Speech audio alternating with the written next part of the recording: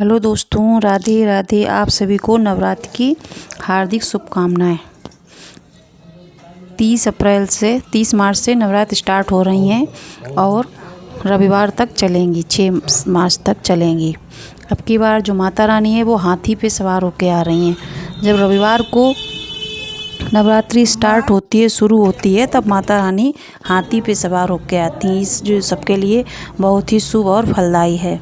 और हाँ, रविवार को ही वापस जा रही हैं तो हाथी से ही वापस जाएंगी। ये तो है आपके जो है माता रानी किस पे आ रही हैं वो बता रहे हैं। आप सबसे पहले हम आपको बताते हैं कि जो वो होते हैं ना, जौ बोए जाते हैं, जवारे, दूर्वा क्यों बोई जाती, वो कैसे बोई जाती है और क्यों बोई जाती है।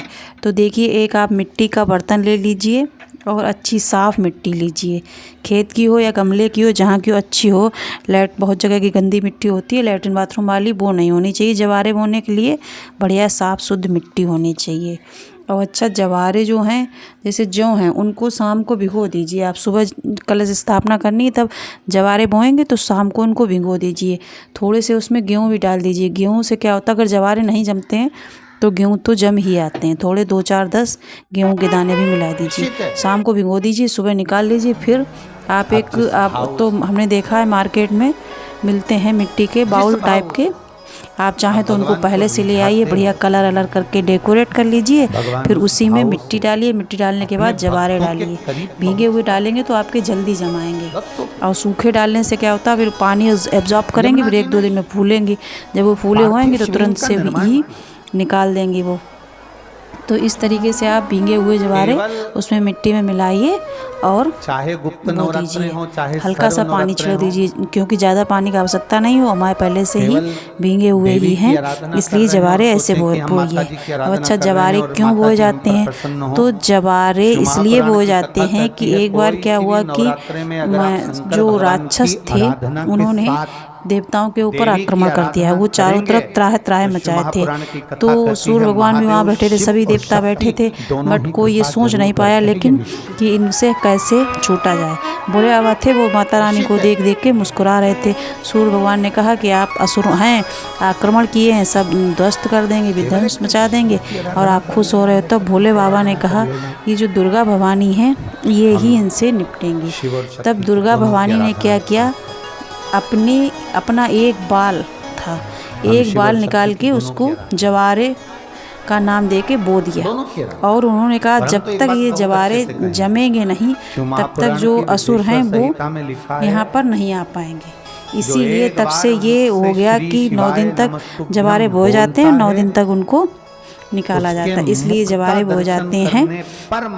जवारे बोने का विधान जो है इसीलिए है कि जवारे जिसके घर में बोए जाते हैं उसमें उसके घर में बुरी शक्तियाँ, कोई भी दुश्मन नहीं आ सकता। मेन उसका ये बात होती है। जैसे कि माता रानी ने जवारे बोए तो असुरों की शक्तियाँ जो थीं वो कमज़ोर पड़ गईं और नहीं आई। तो वही हमारे सबके लिए भी लागू होता है। माता रानी ने कहा नवरात्रि में जो जवारे बोएगा तो उसके घर में असुरी शक्तियाँ, कोई भी मतलब ऐसी निगेटिविटी कुछ भी नहीं आएगी, इसलिए जवारे बोए जाते हैं। अब नंबर 2 पे आती है जोत, अखंड जोत। बहुत लोग नवरात्र में अखंड जोत जलाते हैं। तो अखंड जोत का भी विधान है। जिसके यहाँ दिया अखंड जोत जलाया जाता है उसे उस दिशा की बाती या लौ का मुख, जैसे आपके यहाँ अगर आपने अखंड जोत जलाई है तो जैसे आपका मंदिर रखा है, आप पश्चिम मंदिर रखा, पूरब की तरफ मुँह करके आप बैठ रहे हैं। अब आपने जो अखंड जोत जलाई है वो दक्षिण दिशा में जलाई, या आप जैसे जो वो अखंड जोत होती है जिसमें सीधा रहता है वो तो उसकी जो लौ है वो दक्षिण दिशा में चलेगी। या आपने दिए में जलाई है और उसकी बत्ती जो है वो दक्षिण दिशा में कर दी है। तो महाराज जी ये बता रहे थे कि जिसके यहाँ अखंड जोत जो जलाई जाती है उसकी लौ अगर दक्षिण दिशा में होती है तो उसका तात्पर्य ये होता है कि उसका अगर जैसे उसका मुख जो है वो दक्षिण दिशा में, बाती का या लौ का, तो उसका तात्पर्य ये होता है कि दक्षिण दिशा की तरफ बाती या लौ है तो आपके घर में, उसके घर में 1 साल के अंदर आघात जरूर होगा। मतलब किसी की मृत्यु जरूर होएगी, ऐसा होता है।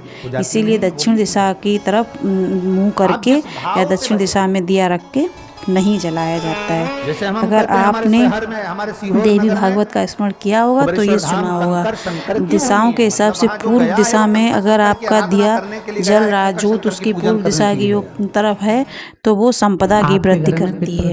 अगर पश्चिम की तरफ है तो वो आपके वैभव देती है, सुहागमन रखती है। और अगर उत्तर की तरफ है तो वो आयु की वृद्धि करती है, अकाल मृत्यु नहीं होती है, आयु की वृद्धि करती है। तो इस तरीके से ज्योत का विधान है। तो सभी बहनों से हमारा बहुत ही अनुरोध है कि आप अपनी जो ज्योत है उसका जब तक नहीं पता था तो कोई बात नहीं थी, माता रानी सबके यहाँ सब बढ़िया सलामत रखें। तो आप दक्षिण दिशा में देख के रखें कि दक्षिण दिशा की तरफ ज्योत का मुख या ज्योत आपकी ना हो। ये तो ज्योत का है। दक्षिण की ओर ज्योत न लगाएं। अब की बार माता हाथी पर आ रही हैं और हाथी पर ही जाएंगी। जब शक्ति की माता रानी आती हैं तो वो हाथी पर ही आती हैं, मतलब रविवार को आती हैं तो वो हाथी पे ही आती हैं। अब कुछ उपाय हम आपको बता रहे हैं, अभी आगे कलश का भी बताएंगे। नवरात्र में अगर पति पत्नी में कलेश रहता है तो माता के मंदिर में मक्खन चढ़ाएं। अगर आपके यहाँ पति पत्नी में झगड़ा रहता है तो आप माता के मंदिर में नवरात्र में मक्खन चढ़ाएं, जिससे कि ये दूर हो जाएगा। अगर आपका पति किसी दूसरी लड़की से अफेयर चल रहा है या आपको छोड़ने की बात कर रहा है तो आप माता के मंदिर में ध्वज लगवाएं। ध्वज में थोड़ा सा मक्खन लगवा करके माता के मंदिर में लगवा दें। अगर बच्चा बात नहीं मान रहा है, बहुत झगड़ा करता है, बहुत कलह मचाता है, तो माता के मंदिर में लाल पुष्प, लाल चंदन, लाल चूड़ी चढ़ाएं। बच्चा आपका बात मानने लगेगा। अच्छा, कलश का अब हम बताते हैं आपको। एक बार माता पार्वती बैठी थी और उन्होंने भोले बाबा से कहा, जहाँ शिव है वहाँ शक्ति है, जहाँ शक्ति है वहाँ शिव है। जहाँ शक्ति पार्वती है वहाँ हर जगह शिव है, लेकिन कुछ मंदिर जगह ऐसी होती हैं जहाँ शिव है और शक्ति नहीं है। तो माता रानी ने कहा ऐसा क्यों है? तब भोले बाबा ने कहा कि कुछ जगहों पर ऐसा है जहाँ की शक्ति नहीं है और हर जगह शक्ति है। तब भोले बाबा ने कहा कि अच्छा, अब हर जगह जहाँ शिव होगा वहाँ शक्ति, जहाँ शक्ति होएगी वहाँ शिव होएगा, शिव होएगा वहाँ शक्ति। तब भोले बाबा ने कहा आज हम एक कलश का, कुंभ का निर्माण करते हैं। तब भोले बाबा ने मिट्टी लेकर के एक कुंभ का निर्माण किया, कलश जिसको कि कहते हैं, हमारे यहाँ कोई शुभ पूजा होती है, कुछ होता है गृह प्रवेश या भागवत कथा, कुछ भी मुहूर्त होते हैं तो उसमें कलश स्थापित किया जाता है। तब भोले बाबा ने एक कलश का निर्माण किया। कलश का निर्माण करने पर जो सबसे ऊपर होता है कलश, वहाँ पर उन्होंने विष्णु भगवान को विराजित किया। फिर ब्रह्मा जी ने पूछा कि इस कलश में मैं कहाँ विराजित होऊंगा? तब भोले बाबा ने सबसे ऊपर विष्णु भगवान को विराजित किया। उसके नीचे जहाँ पे जब कलश थोड़ा मुड़ा हुआ होता है, बीच में गड्ढा जैसा, वहाँ पर ब्रह्मा जी शिव को विराजमान किया।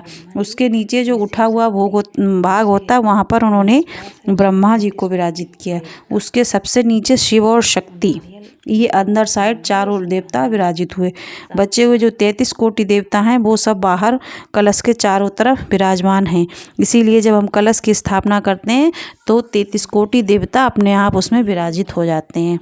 अच्छा, उसके बाद गणेश जी तो उसमें हो ही गए। जब सारे देवता हैं तो गणेश जी का तो स्थान उसमें हो ही गया। फिर कार्तिकेय ने कहा कि हमारा स्थान नहीं है कहीं भी। तब महाराज जी ने ये कहा कि जहाँ गणेश जी होंगे वहाँ कार्तिक होंगे। गणेश जी प्रथम में नियुक्त होंगे, कार्तिक भी होंगे। इसीलिए जब हम कलश स्थापित करते हैं तो जो उसमें नारियल रखते हैं, नारियल को कार्तिक का भाव दिया। महाराज जी ने कहा कि जब कलश स्थापना होगी उसमें नारियल जरूर रखा जाएगा, तो वो कार्तिकेय होंगे। अच्छा, उसके बाद जो कामदेव थे उनकी पत्नी वहाँ आ गई, रो रही थी। तो उन्होंने कहा कि महाराज जी आपने सबको तो वरदान दिया, सब कुछ दिया, लेकिन जब आपकी तीसरी नेत्र खुला था और जो हमारे पति थे वो उस पे आम के पेड़ पे बैठे थे, जिससे कि आम का पेड़ भस्म हो गया। हमारे पति को तो आपने वरदान दे दिया कि दूसरा जन्म मिल जाएगा, लेकिन जो आम का पेड़ है वो बहुत दुखी है। तब महाराज ने कहा कि कलश पे जब तक आम के पत्ते नहीं लगाए जाएंगे तब तक कलश पूर्ण नहीं होएगा। ये आम के पेड़ को वरदान दे दिया। उसके बाद कलश में जो कलावा लपेटा जाता है वो 5 या 7 बार नहीं 9 बार लपेटा जाता है। कलश के गर्दन पे कलावा लपेटते हैं जब हम कलश स्थापित करते हैं। 5 या 7 बार लपेटने पे हमारे घर में दरिद्रता आती है। अगर आप उसको 9 बार लपेटेंगे तो धन धान से परिपूर्ण हो जाएंगे, ऐसा महाराज जी ने बताया है। महाराज जी ने बताया कि नवरात्र में 9 दिन में कोई एक दिन ऐसा लें जिसमें कन्याओं को भोजन कराएं, लाल चूनर उड़ाएं, जिससे आपको बहुत ही सुख की प्राप्ति होगी। उसके बाद महाराज जी ने बताया जिन लड़के लड़कियों की विवाह नहीं हो रहे हैं वो नवरात्र के 5वें दिन, पंचमी जिसे कहते हैं, अगर लड़का लड़की का विवाह ना हो रहा हो तो पान के पत्ते पर एक हल्दी का एक कुमकुम का स्वास्तिक बनाएं। स्वास्तिक बनाने के बाद हल्दी और चंदन से बनाने के बाद क्या करेंगे, जो हल्दी वाला है उस पे चंदन से कलर किए हुए चावल और चंदन वाले पे लाल चंदन, हल्दी और कुमकुम है, जो कुमकुम जो हल्दी वाला स्वास्तिक है उस पे कुमकुम से कलर किए हुए चावल, लाल चावल, और जो कुमकुम वाला स्वास्तिक है उस पे हल्दी के पीले चावल रख के जिस लड़का लड़की का विवाह नहीं हो रहा उसके हाथ पे रख के उसका नाम और गोत्र बोलने के बाद अगर नीम के पेड़ के नीचे पटक दिया जाए तो 2 या 3 महीने में उसका विवाह ठीक हो जाता है। ये महाराज जी ने स्थापना बताई। अब हम आपको कलश के स्थापना मुहूर्त बताते हैं। सुबह 6:11 से लेकर 7:22 तक बहुत शुभ मुहूर्त है, इसलिए आप कलश की स्थापना के लिए सामान एक दिन पहले ही तैयार करके रख लें। ये सब महाराज जी ने बताया है, हम अपने मन से कुछ भी नहीं बताते हैं। और महाराज जी ने एक उपाय ये भी बताया है कि अगर आपके घर में निगेटिविटी बहुत है या आप जैसे बहुत लोग होते हैं ना बलाए भूत बला इससे सबसे बहुत डरते हैं, तो क्या करेंगे, नवरात्रि वाले दिन पहले दिन ही 9 गरी के गोले, नारियल नहीं लेना, जो सूखे गरी के गोले होते हैं कोकोनट, उनको लेके उनमें छेद करके एक माला जैसी बना के अपने घर में कहीं टांग दें। बाहर अगर आप टांगेंगे तो लोग कहेंगे ये क्या टोना टटका है, तो आप घर में ही कहीं उसको टांग दें।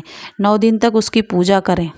उसके बाद जब 9वें दिन आप हवन करें तो उसके छोटे छोटे टुकड़े करके उस पूरे नारियल के गोलों के जितने भी 9 हैं उनको आप हवन में डाल दें, जिससे कि आपके घर में अगर कोई भी अला बला कुछ भी अगर होएगा तो वो सब कट जाएगी, कष्ट दूर हो जाएंगे और माता रानी आपको बहुत ही धन धान से पूर्ण करेंगी। ये महाराज जी ने बताया, हम अपने मन से कुछ भी नहीं बताते हैं।